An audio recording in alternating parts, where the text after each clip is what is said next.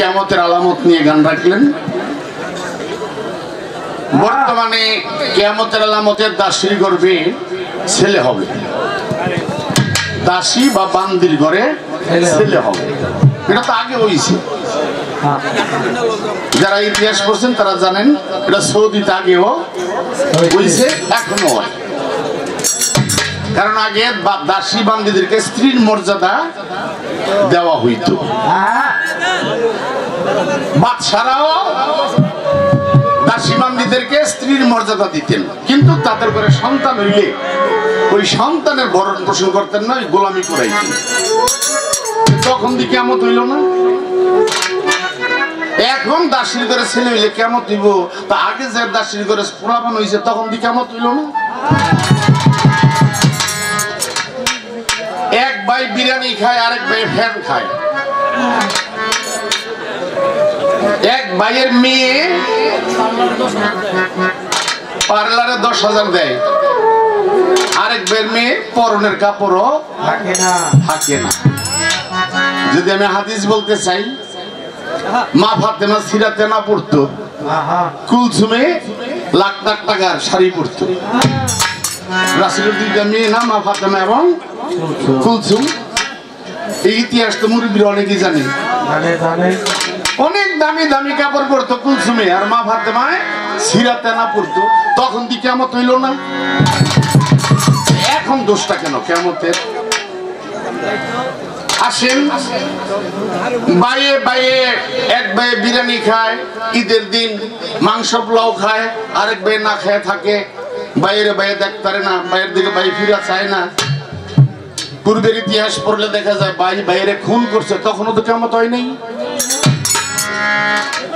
ভাই ভাইকে খুন করছে, তখনও তো কিয়ামত হয়নি।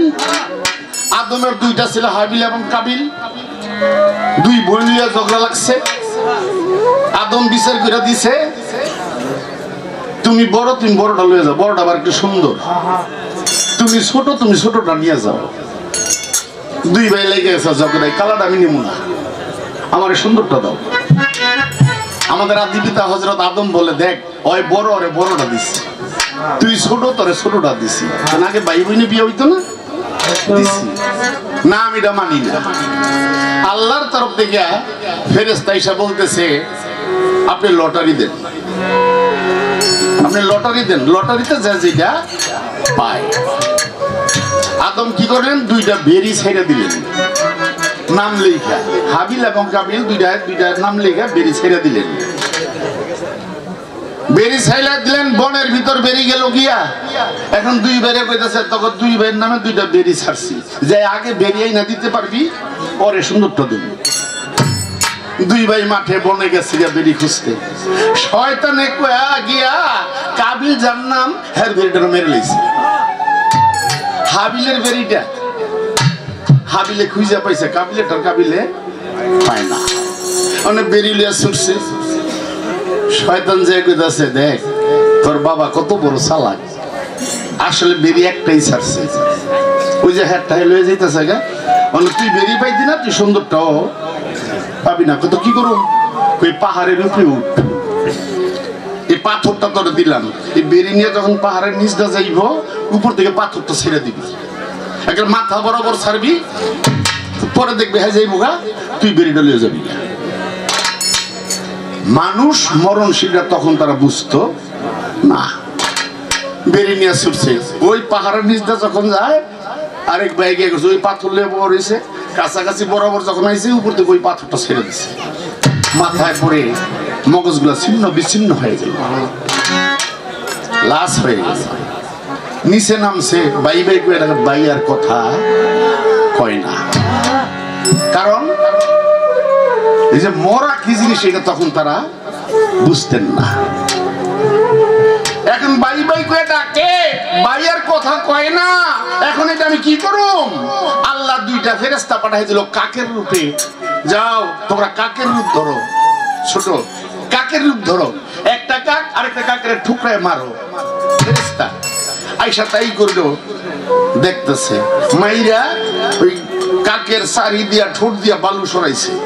সরাইয়া ওইটার মধ্যে আবার ঠোঁট দিয়ে টাইনে নিয়ে গর্তের মধ্যে রাখছে, রাইখা আবার ঠোঁট দিয়া ওই পায়ের সারি দিয়া ওইটার ডাইকা রাখছে। সে ভাবলো এইভাবেই বাইরে রাখতে হবে, ওইভাবেই কবরে রাখলেন। কই তখন তো কেমত হইল না, এখন বাইরে বাইরে খুন করলে কেমত হবে, ছিনতাই রাহাজানি করলে কেমত হবে, ইমান নষ্ট হইলে কেমত হবে, এবং বান্দির গর্ভে ছেলে হইলে কেমত হইব, তখন কেমত হইল না কেন? এটা আমার প্রশ্ন না।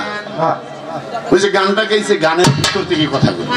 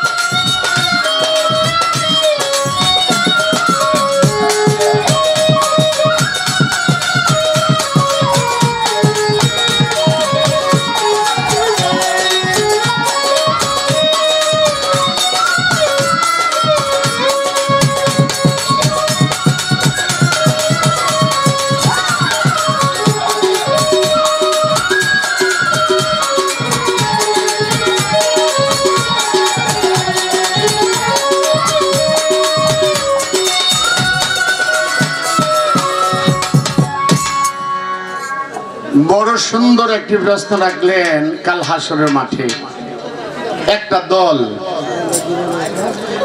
দল খালি পিছনে দৌড়াইতে থাকবে, দৌড়াইতে দৌড়াইতে কোনো কুল কিনার পাবে না। তখন তারা চিন্তা করিল, আমরা এভাবে যদি সারা জীবন দৌড়াই, আমরা কোনো গন্তব্যস্থানে পৌঁছাইতে পারবো না। এখন তার প্রশ্ন, পৃথিবীর মধ্যে এই ধরনের লোক কারা, যারা কাল হাসরে এমনিভাবে দৌড়াইতে থাকবে? প্রশ্নটা তার সুন্দর, জবাব দিলে অনেকে বেজার হইব। প্রশ্নটা তার ভালো, জবাব দিলে অনেকে কষ্ট হইবে, কারণ এই ধরনের লোক আমাদের মধ্যে আছে। জবাবের আগে একটা কথা বলি, হাদিসে আসছে, বাবা পর্দার আড়ালে হাদিসে আসছে, আমাদের মধ্যে প্রকৃত আল্লাহওয়ালা পীর যারা না হবে, যাকে কইছিল অনেকে বেজার হইল, প্রকৃত আল্লাহওয়ালা বা পীর যারা না হবে, বেশভূষণে পীর ছাইরা দলে দলে মুরিদ করব, বেশভূষণে পীর সাইজা দলে দলে মুরিদ করব। আসলে তারা প্রকৃতভাবে আল্লাহওয়ালা না, প্রকৃতভাবে তারা কোনো ওলি না। মুরিদ করব, ওদেরকে সুপথ থেকে ভুল পথে কেটে দিবে। নামাজ লাগবে না, রোজা লাগবে না, খালি আল্লাহ করো আর পীরের সেবা করো। আছেন এমন পীর? নামাজ রোজা লাগবো না, এই হাদিস করণ লাগবো না, সমাজ লাগবো না, তোমরা জিকির করো, লাইলা লাইলা জিকির করো, মানে যাদেরকে বলে ভণ্ড পীর। এই ভণ্ড পীরের কাছে যারা মুরিদ হবে কাল হাসরের মাঠে, ওই পীর হবে শ্রীগাল আর ভক্তরা হবে কুকুর। এই কারণে কইলাম যে জবাব তো বালা, তোমার প্রশ্ন বালা, জবাব দিল তো রাগ হইব মানুষ। অনেকে বায়না করতো না, মনে বায়না করুন যেত না, আমার পীরের দুর্নাম কয়, আমি কই না, হাদিসে কয়। তারা হবে পীর হবে শ্রীগাল। এই পৃথিবীতে শ্রীগালকে কুকুরে যেমনি দৌড়ায় কাল হাসরের মাঠে, এমনি ভাবে ভক্তরা দৌড়াইতে থাকবে, পিছন ফিরে দৌড়াইতে থাকবে আর বলতে থাকবে তুমি আমাদেরকে সুপথ থেকে কুপথে নিয়ে গেছে। তারা কোনো কুলকিনার পাবে না। তখন তারা বুঝতে পারবে যে আমরা পৃথিবীতে ভুল করেছি। এখন শতবার কাঁদলেও ওই ভুলের আর ক্ষমা। তখন তারা বলবে আল্লাহ আমাদেরকে আবার দুনিয়ায় পাঠায় দাও, আমরা ভুল পথে চলে আসছি, আমরা যেন আবার দুনিয়ায় যায় কোনো ভুল পথে না চলি। আল্লাহ বলবে ওই সুযোগ আর দেওয়া হবে না। এগুলো এই দল খালি পীরে গদুর নাম না, হাফেজ গদুর নাম আছে, যে কোরআনের হাফেজ যারা, তাদের কথাও আছে। যারা কোরআন মুখস্থ করে হাফেজ, আমি বলি না হাদিস বলে, যারা কোরআন মুখস্থ করে ওই কোরআন ভুলে যাবে, টাকা পয়সার বিনিময়ে কোরআনের কথাগুলো বিক্রি করবে, কাল হাসরের দিন তারা অন্ধ হয়ে দাঁড়াবে। কাল হাসরের মাঠে তারা অন্ধ হয়ে দাঁড়াবে। যারা কোরআন মুখস্থ করে কোরআন ভুলে গেছে এবং ওই কোরআন বিক্রি করছে, মানে কোরআনের কথাগুলো টাকার বিনিময়ে বিক্রি করছে, কাল হাসরের মাঠে তারা অন্ধ হয়ে দাঁড়াবে। আর মানুষ তাদেরকে পরিচয় দিতে হবে না যারা এই কাম করছে। তখনই আল্লাহ তাদেরকে একটা জ্ঞান দিবে, তারা বুঝতে পারবে পৃথিবীতে এই লোকগুলো এই কাজ করছে আর এই কারণে এই লোকগুলো অন্ধ হয়ে দাঁড়াইছে, পৃথিবীতে এই লোকগুলো এই কাজ করছে এই কারণে তারা পিছন ফিরে দৌড়াইতেছে। তার প্রশ্ন শেষ করলাম। তবে যারা জীবিত বা কি কাজ করলে, যারা জীবিত তারা যেন ওই সমস্ত ভণ্ড পীরের পাশে না যায়, আল্লাহ এবং রাসূলের আদর্শ আইন মাইনা যেন তারা চলে। পীর ধরা কিন্তু নিষেধ নাই, পীর ধরা নিষেধ নাই, পীর ধরা জায়েজ আছে, কোরআনেও আছে। কোরআনে কি আছে? তুমি মুসলমান না হইয়া কবরে আসিও না। বাবারে খাতনা করাইছে, দাদারে করাইছে, আমারও করাইছে, আমার ছেলেরও করাইছে, এই কি মুসলমান না? আগে বুঝতে হবে মুসলমান শব্দের অর্থ কি। মুসলমান শব্দের অর্থ আত্মসমর্পণ করা। একজন সূক্ষ্ম জ্ঞানী লোকের কাছে, একজন আল্লাহওয়ালা লোকের কাছে, একজন কামেল পীরের কাছে যে তুমি আত্মসমর্পণ করো। আর এই কারণেই কোরআনে বলছে মুসলমান না হইয়া কবরে আসিও না। গরু খাইলেই মুসলমান হয় না। পালা বড় সুন্দর হাসর কিয়ামত, সেদিকে লক্ষ্য করে আমার একটি গান।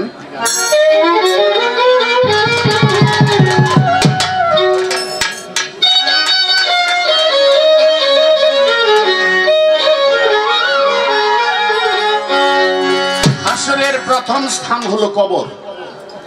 হাসরের প্রথম স্থান হলো কবর। একটা মানুষ যখন মারা যাবে তাকে কবরে শোয়াবে। কবরে শোয়া তাকে যখন পশ্চিম দিকে মাথাটা একটু আর করে দিবে, কি এরকম ভাবে দাফন হয় না? মাথাটা একটু হালকা করে পশ্চিম দিকে আর করে। কেন? পশ্চিম হলো আমাদের খাওয়া। আর এই কবর থেকেই প্রশ্ন জবাব আরম্ভ হয়ে যাবে। কবর থেকে প্রশ্ন জবাব, আমি বালা করছি বা মন্দ করছি। কবরে তিনজন ফেরেশতা যায়, দুইজন আমরা অ্যাভেলেবেল জানি, কে? মুনকির এবং নাকির। এই দুইটা ফেরেশতা যাবে। তার আগে আরেকটা ফেরেশতা হবে, তার আগে আরেকটা ফেরেশতা আসবে যার নাম হবে রোমান ফেরেশতা। এই রোমান ফেরেশতা কবরে এসে কাফনের কাপড়টা ছিঁড়বে। কাফনের কাপড়টা ছিঁড়ে এক টুকরা কাপড় নিবে। এক টুকরা কাপড় নিয়ে ওই কাপড়ে আমি জন্ম থেকে মৃত্যু পর্যন্ত কি করছি ভালো মন্দ সব ওই কাফনের কাপড়টাই লিখবে। লেখে ওই কাপড়টা তাবিজের মতো আমার গলায় দিয়ে যাবে, দিয়া রোমান ফেরেশতা বিদায় হয়ে যাবে। আর যখন রোমান ফেরেশতা বিদায় হবে তখনই আসবে মুনকির এবং নকি আয়েশা আমাকে জিজ্ঞাসা করে দিন কি, রব কি, আমার ধর্ম কি, ইত্যাদি ইত্যাদি। যারা জবাব দিতে পারবে তারা খাঁটি বান্দা, যারা জবাব দিতে পারবে না তারা আল্লাহর মনোনীত বান্দা না। তাহলে আসলে সে কবর হলো হাসরের প্রথম স্তর।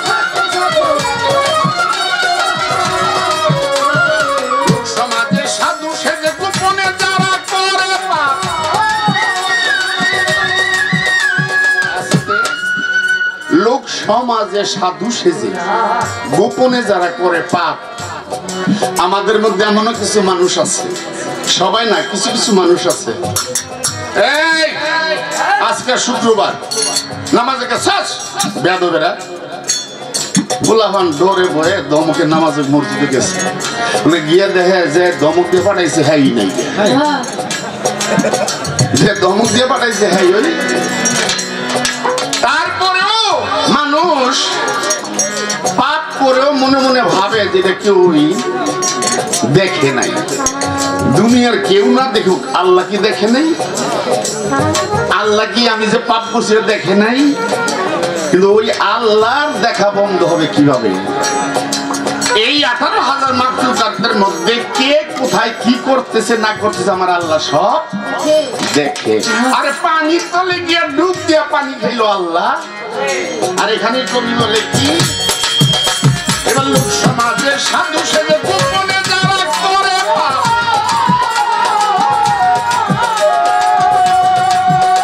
আরে কবর থেকে উঠবে তারা গলায় থাকবে বিষাক্ত সাপ।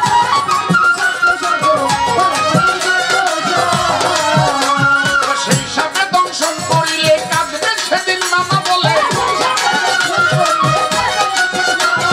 সেই সাপে দংশন করিলে কাঁদবে সেদিন মামা বলে। বিষ উঠবে তালু মূলে, বিষ উঠবে তালু মূলে, সেই দিন নাই আর পাবি মাপ। কাঁদবে বান্দা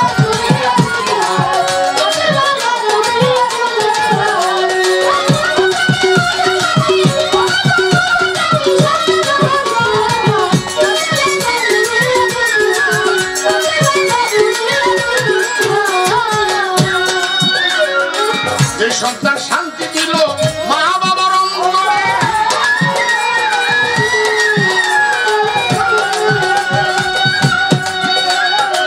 মা বাবার দোয়া যাইয়া থাকা হবে হাইসরে।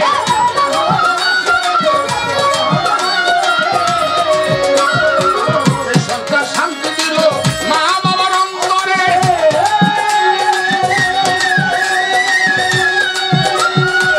মা বাবার দোয়া যাইয়া থাকা হবে হাইসরে।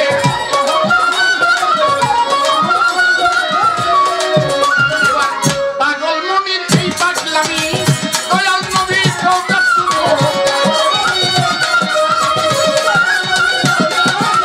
পাগল মনির এই পাগলামি দয়াল নবীর রওজা শুনি। ক্ষমা করিও তুমি, ক্ষমা করিও তুমি, আমারে করে না জানো রাখলে বান্দা তুমি রাখিয়া।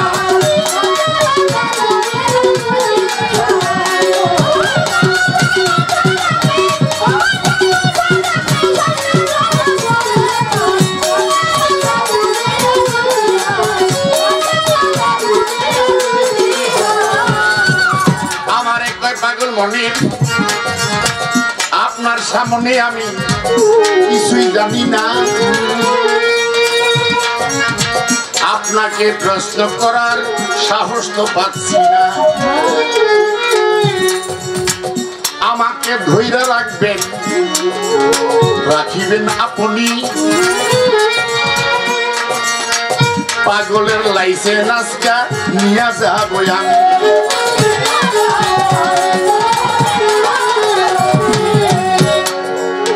এইটা বাবা প্রথম আসর, তোমাকে জানাই। তারপরে আসবে দ্বিতীয়, তোমাকে শুধাই।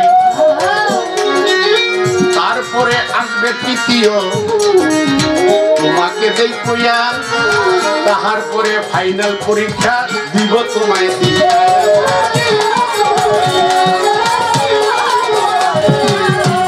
বছরে পরীক্ষা কয়টা? 3টা না? এটা প্রথম পরীক্ষা। বালা করলো চলে, খারাপ করলো চলে। দ্বিতীয় পরীক্ষা যে মন দিয়ে পড়তে হবে কি। আর 3 নাম্বার পরীক্ষা, এটা 0 পাইতে পারো, নাম্বারও পাইতে। এটা তো বাবা প্রথম পরীক্ষাটা। দ্বিতীয় পরীক্ষা হোক, তারপরে দেখি যে তোমার লাইসেন্স রিনিউ করা যায় কিনা। যদি সম্ভব হয় করতে পারি। আমার কিন্তু আপনাকে দৈরা রাখবেন, আমার দৈরা রাখার ক্ষমতা নাই। তুমি দৈরা থাকবা, আমি দৈরা রাখতে পারবো না। তুমি দৈরা থাকবা। ধরার মতো যদি ধরতে পারো তাহলে ওই ধরা আর ছাড়ানো। পানির মোড়া দেখছেন আপনারা? পানির মোড়া কথা বলি। আজমির যখন গেলাম, দিল্লিতে গেলাম দয়াল বাবা নিজামুদ্দিন শাহ মাজারে। নিজামুদ্দিনের মাজারে গেলে ওখানে কিন্তু খাদিম আগে আপনারা কয়ে দিব এই নিজামুদ্দিন আউলিয়ার মাজার জিয়ারত করার আগে আপনারা ওই আমির খসরুর মাজার জিয়ারত করবেন। নিজামুদ্দিন পীর আর আমির খসরু ভক্ত।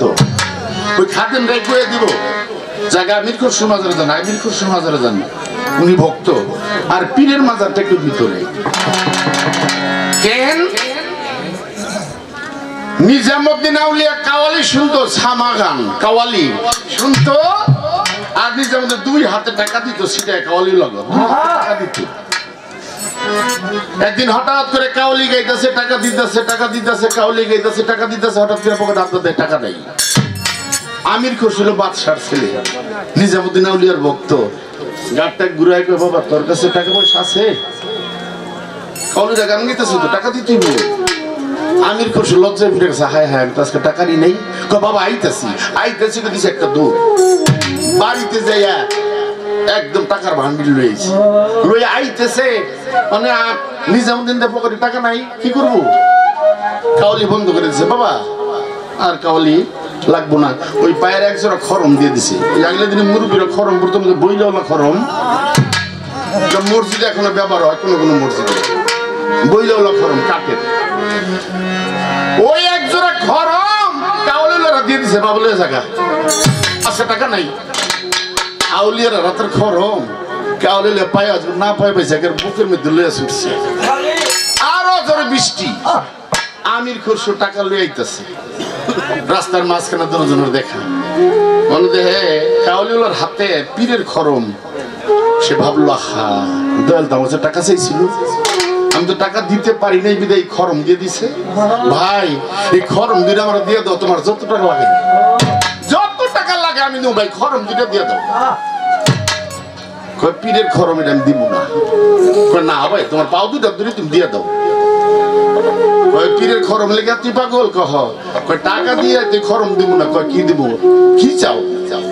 তুমি তো রাজার ছেলে, আমার অর্ধেক রাজত্ব লেখা দাও। দেখি কত পীরের পাগল, লেখা দিয়ে দিল। যাও আমি লেখা দিয়ে গেলাম, আমি বাবার সম্পদ যা পাই অর্ধেক তোমার দিয়ে দিলাম।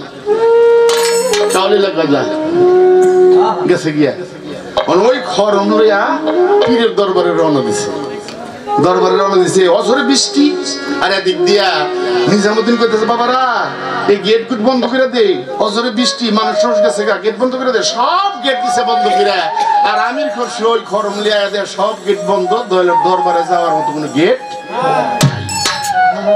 খেয়াল করে ঘুরতে ঘুরতে দেখে ওই যে বৃষ্টির পানি যে ড্রেন দিয়া যায়, মনে করছে এদিক দিয়ে আমি দয়ালের দরবারে যাইতে পারবো।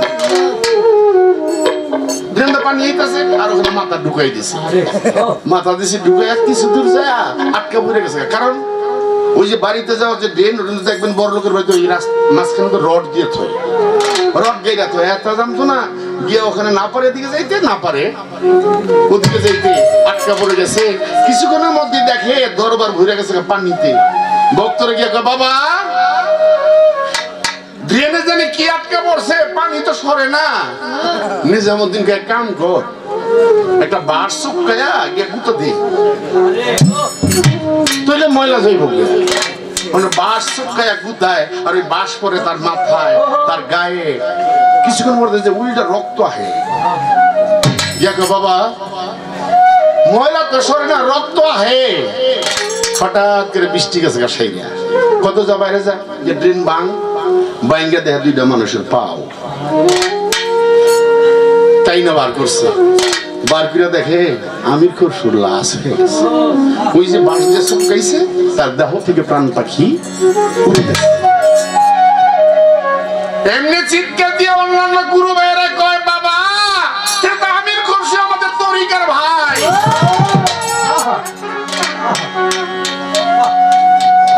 ছায়া দেখে ওই যে খরম, এই খরমটা বুকের মধ্যে ধরে রাখছে। এই কারণে বললাম পানির মরা দেখছেন তো, পানির মরা যার হাত পা যে এমনি ভাবে বাক করে থাকে এমনি তো সোজা থাকে, এমনি থাকে। ওইটা সোজা করতে অনেক সময় লাগে। পানির মরা ঠিক এমনি ভাবে খরম গুলা চায় দেখে খরম ওই জোড়া। তখন ভাবলো আরে এই খরম না কিছুক্ষণ আগে বাবাই দিয়ে দিচ্ছে, খরম নিয়ে আসতে তারা এই ঘটনা। সাথে সাথে নিজামুদ্দিন কয় আমার দরবারের সামনে খবর কাটো, এখানে তারা রাখো। আর তুমি যাই না রাখবা, আমার যত ভক্ত আমার রোজা জিয়ারত করার আগে যেন আমির খসরুর রোজা জিয়ারত। কবর কাটছে, গিয়া কয় বাবা কবর তো কাটছি, গিয়া দেখ বাবা দরবারের মধ্যে শিরে মুখে চাদর দিয়ে শুয়ে রয়েছে। মুখের কাপড় সরাইলো, সরাই দেখে নিজামুদ্দিন নাই আমির খসরু শুয়ে রয়েছে। হয়ে গেছে দেশের বাইরে, বাইরে গিয়ে নিজামুদ্দিন শুয়ে রয়েছে। মানে আমির খসরু নিজামুদ্দিন হয়ে গেছে, নিজামুদ্দিন আমির খসরু হয়ে গেছে। দাফন করলেন। আজ পর্যন্ত যারা দিল্লিতে যায় তারা বলতে পারবে যে আগে আমির খসরুর রওজাটা জিয়ারত করতে হয়, পরে পীরের দরবার জিয়ারত করতে হয়। কেন বললাম? তাহলে ভক্ত তার ধৈর্য রাখছে বিদায় আজকে আগে ভক্তের রওজায় জিয়ারত করতে হয়। ওই রকম ভাবে ধৈর্য যদি রাখতে পারো, যদি ধৈর্য রাখতে পারো, আমি তোমার রাখতে পারবো না, তোমার কর্ম দিয়ে ধৈর্য রাখতে হবে। ধন্যবাদ বেটা, ধন্যবাদ দিলাম তারে। আমার কিছু কথা এলো এবার বলবো তাহার দ্বারে।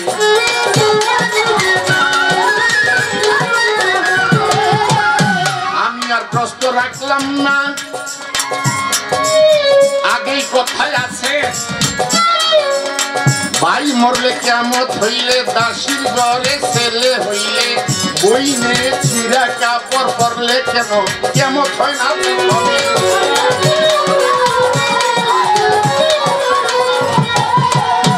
প্রশ্নটা আগে করে লাইছি, কি প্রশ্ন আগে করছি না? কেন হবে? গানের দিকে, তার গানের দিকে প্রশ্ন রাখলাম, দেখি বাজানে কি কয়। এবার ছোট্ট করে একটি গান রাখি।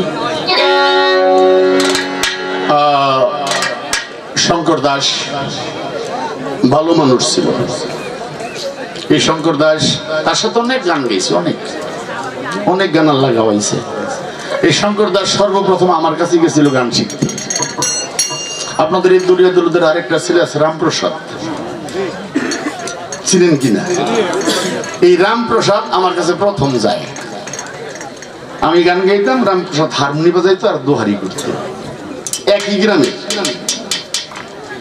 তার কিছুদিন পরে এই শঙ্কর দাস গেছে, বাবা আমি গান শিখব। রামপ্রসাদ কয় বাবা ওর বাড়ি আর আমাদের বাড়ি একই গ্রামের, বাবা ওরে রাইখেন না। কেন? আমরা একই গ্রামে থাকি, কারণ আমিও আপনার লোক এক গ্রামের, আবার আমার গ্রামেরই। হ্যাঁ তুমি কেমন হইল? তুমি তো ভালোই তুলল, তোমরা দুই ভাই এক লোকে থাকবা, বলইব সত্যি কয় না বাবা। পরে আমি সঙ্গে দেখলাম বাবা রে, আমার কাছে তো রামপ্রসাদে আছে, তুমি গ্রামের তো আমার কাছেই থাকো, তুমি অন্য একজন উস্তাদের কাছে যাও।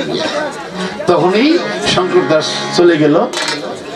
একজন ভালো শিল্পী ছিলেন, আপনারা হয়তো নামগুলো চিনবেন, যার নাম ছিল ইসলাম সরকার, ভদ্র গায়ক ছিল। এই পরে গেল গা ইসলাম সরকারের কাছে। তারপরে বয়ে দিয়েছে, গান গাইছে, অনেক গান হয়েছে। আমার সবসময় বাবার মতোই দেখতো। দোয়া করি আল্লাহ যেন তাকে ব্যস্ত নসিব করে। ভালো মানুষ। শঙ্কর দাসের মরাটা অনেকেই দেখছেন, সে কোনো বিছনায় পড়া না, ভোগেও নাই, কষ্ট করে নাই, মালিক তাকে হঠাৎ করে নিয়ে গেছেন। কিন্তু আল্লাহ যারা যেভাবে নিয়ে যায়।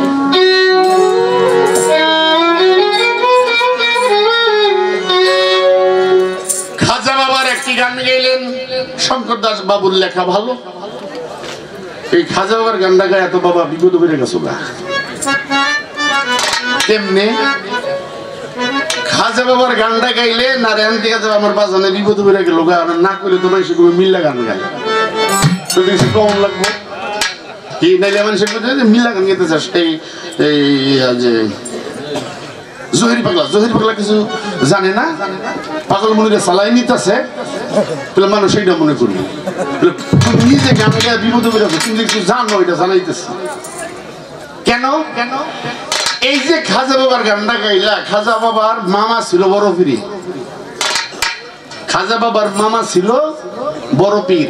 আবার কোন কোন জীবনীতে লেখা খাজা বাবার খালাতো ভাই বড় পিড়ি যাক জীবিত মতন তোর খালাতো ভাইয়ের ভিতরে মামবাগিন হইতে পারে। এই মামবাগিনা দেশ ভ্রমণ করতে গেছে,